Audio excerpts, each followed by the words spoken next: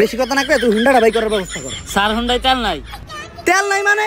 তুই ইন্সপেক্টর বরবাদের কনস্টেবল, তেল না থাকলে তেল ভর।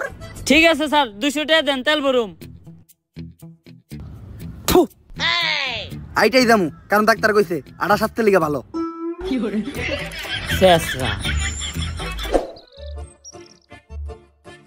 স্যার অ্যাড্রেস অনুযায়ী তো এইটাই নিতুর বাসা।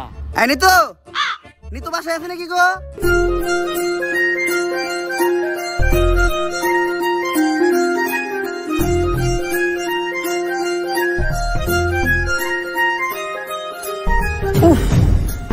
আরে স্যার কি হয়েছে? বুকে হাত দিলেন কে? বুকে ব্যথা নাকি?